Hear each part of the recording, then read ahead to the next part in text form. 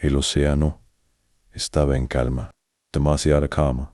No había olas rompiendo, no había viento, solo una inmensidad azul, silenciosa, infinita, hasta que apareció una señal, un punto parpadeando en el radar, una señal que no debería existir. Los equipos de rescate se quedaron inmóviles, mirando la pantalla, porque esa señal pertenecía a un avión desaparecido. Hacía 72 horas. Vuelo 917. Sin llamada de auxilio, sin restos visibles, sin sobrevivientes reportados. Simplemente desaparecido.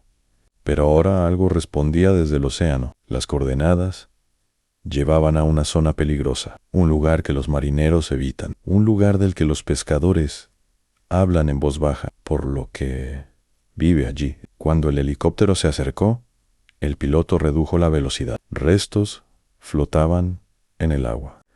Un asiento, una maleta rota. Fragmentos de ala habían encontrado el lugar del impacto. Entonces, el copiloto susurró: Captain Meyer, el agua no se movía por las olas, se movía por aletas. Decenas de ellas. Fernando. Tiburones. Bueno, se iban 3 días antes. El vuelo 917 era un trayecto normal, en clima despejado, en tripulación experimentada, en 178 personas a bordo. Algunos dormían, otros veían películas. Niños apoyaban la cabeza en la ventana Ney, 35.000 pies de altura. Todo estaba tranquilo hasta que sonó la primera alarma en un pitido metálico. El capitán se quedó rígido. El copiloto revisó los instrumentos y volvió a revisarlos a presión hidráulica. Cayendo en demasiado rápido, reiníciala, dijo el capitán. Nada. Otra alarma luego. Otra más. El avión tembló. Los pasajeros lo sintieron antes de entenderlo. Una vibración bajo los pies. Una caída leve. El capitán tomó la radio Mayday. Mayday vuelo 917, con falla crítica. La transmisión se cortó en las luces. Parpadearon las máscaras de oxígeno. Cayeron y en ese instante todos supieron la verdad. No iban a llegar a tierra. La cabina se llenó de luces rojas en altitud, inestable en controles, respondiendo tarde en tiempo, agotándose en el aeropuerto más cercano. Estaba demasiado lejos. Tan solo quedaba una opción. El océano en el capitán tragó saliva. Prepárense para un aterrizaje de emergencia en el agua. Las palabras atravesaron el avión como un golpe. Gritos, llanto, instrucciones desesperadas. A los auxiliares aseguraban cinturones. A los pasajeros rezaban, algunos gritaban nombres. El avión descendió. En el mar se acercaba rápido, en demasiado rápido. Y entonces, en impacto metal contra agua, un rugido ensordecedor. El fuselaje se partió, pero el avión no se hundió de inmediato. Al flotón por unos segundos. El interior se llenó de agua, asientos arrancados en equipé, flotando, personas luchando por salir. Algunos lo lograron, otros no. Las balsas se inflaron, a manos se aferraron a restos del avión. El cuerpo del avión se partió en dos y el océano se oscureció debajo. Algo se movía, en una aleta, cortó la superficie. Luego otra y otra más.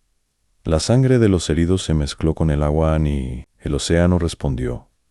A los sobrevivientes aún no lo sabían, pero el mar ya los había detectado. Al principio pensaron que era un tronco, luego se movió a una aleta triangular. Emergió lentamente. Alguien gritó, otra aleta apareció. Después otra.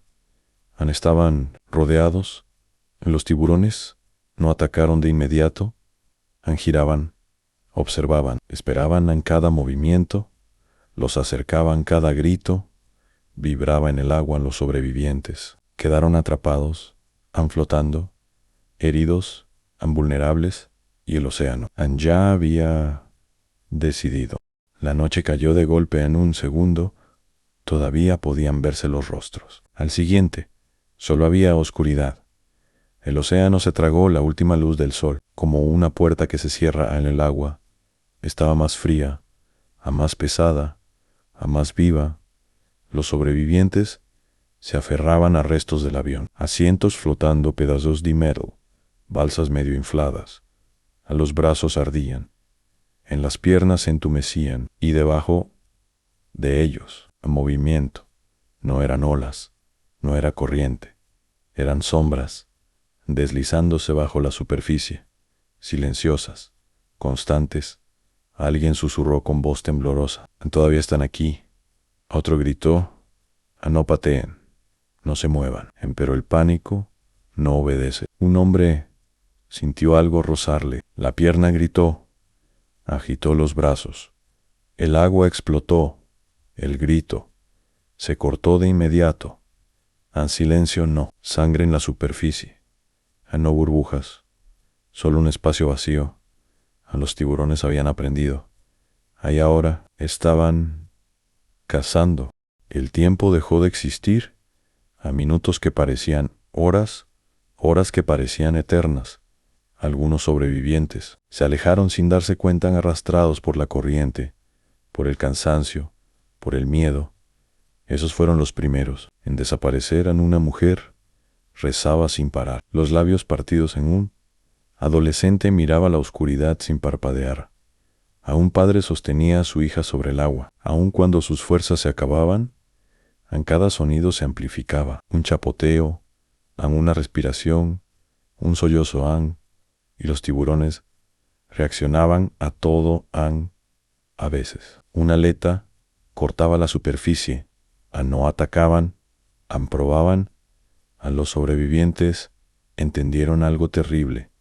A los tiburones estaban ahorrando energía, esperando debilidad, y la debilidad estaba en todas partes. Justo antes del amanecer, un sonido electrónico débil atravesó el agua. A un localizador de emergencia seguía funcionando, seguía enviando señal. Ese sonido viajaba bajo el océano de formas que los humanos no podían oír. Pero los depredadores, si los tiburones reaccionaron de inmediato, en sus círculos se cerraron, sus movimientos se volvieron más rápidos, y entonces algo más llegó. El agua se movió con fuerza. Los tiburones se apartaron, no por miedo, por respeto. A los sobrevivientes lo sintieron antes de verlo. Una sombra enorme pasó debajo de ellos, más ancha, más lenta, mucho más grande en el océano. Parecía contener la respiración. Nadie gritó. No pudieron, porque lo que estaba abajo no atacaba solo. Pasaba y luego desapareció en la profundidad, dejando a los tiburones atrás, hambrientos, alterados, más peligrosos que antes. Cuando llegaron los helicópteros, el sonido parecía irreal.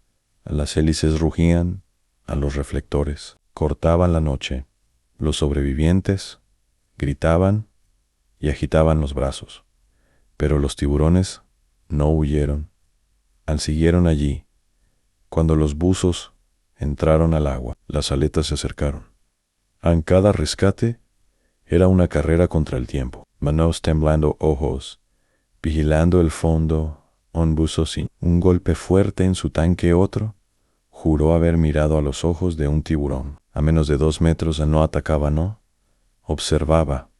Cuando el último sobreviviente fue elevado, el océano reclamó el resto del avión en sangre, en silencio. Los tiburones siguieron girando mucho después de que los helicópteros se fueron, como si esperaran algo más. Los informes oficiales hablaron de una falla mecánica en aterrizaje, forzoso, rescate tardío. Pero esas palabras no explicaban. Todo van solo 23 personas sobrevivieron. El resto nunca fue recuperado, sin cuerpos, sin respuestas, solo fragmentos y datos que nunca se hicieron públicos. Investigaciones satelitales revelaron después la verdad. El accidente ocurrió en una zona de migración y alimentación de tiburones. No llegaron por casualidad. Ya estaban allí. El avión no cayó en un océano vacío. Cayó en un territorio vivo y el océano respondió. Hoy los barcos evitan esa zona Los pilotos desvían sus rutas y las coordenadas rara vez aparecen en mapas públicos, porque algunos lugares no son solo puntos en el mar, son advertencias han que sobrevivir al impacto.n o significa sobrevivir al océano, y el océano nunca olvida.